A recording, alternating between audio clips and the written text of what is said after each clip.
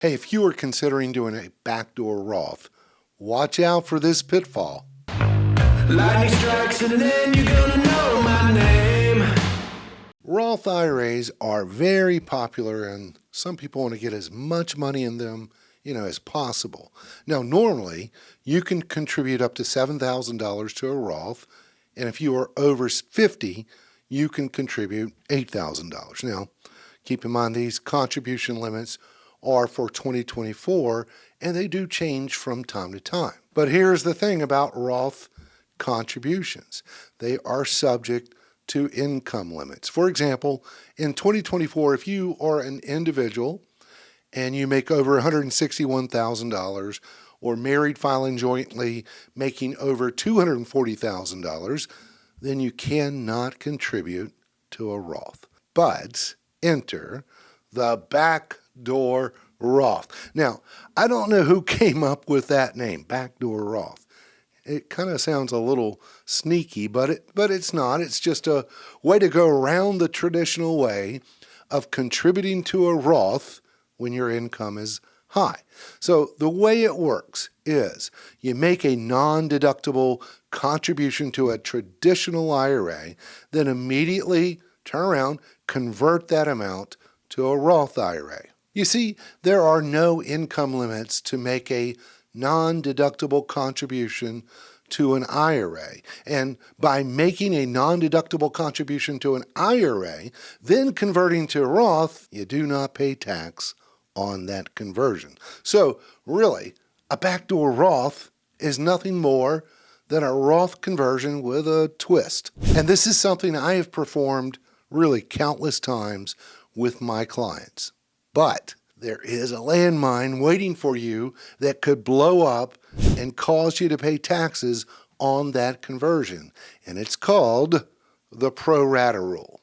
So if you already have IRA monies, and this would include traditional IRA, simple IRA, and SEP IRAs, but not beneficiary IRAs, then the IRS looks at that total amount you have in those accounts and they treat it as one. And you can't just choose the non-deductible amount to be converted. So there is a calculation to determine what will be taxable and what will not be. Simply take the non-deductible amount divided by the total of all of your IRA account balances, and this result will let you know what percent of the conversion will be non-taxable. So let's take a look at an example of this. And let's say you already have $93,000 in total IRA monies, and then you make a non-deductible contribution of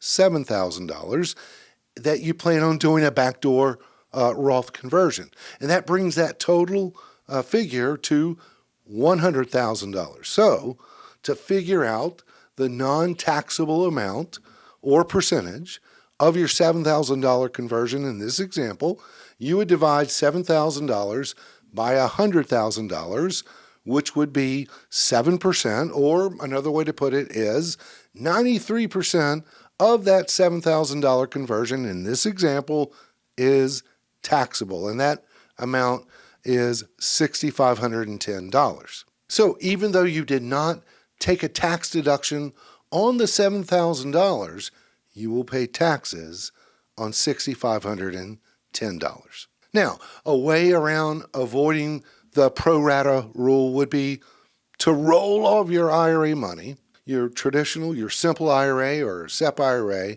roll all of that into an employer-sponsored plan like a 401k by December 31st of each tax year. Because 401ks, hey, they are excluded from the pro-rata rule. So by emptying out your IRA, then you would only be dealing with a non-deductible contribution, then converting to a Roth and potentially avoid taxation on that conversion. You see, the IRS only looks at what was in pre-tax amounts of your IRAs on December 31st. Another way around the pro-rata rule is to go ahead and convert all the IRA monies that you have into a Roth, then it would have a zero balance, and then you can make that backdoor Roth conversion without potential taxation.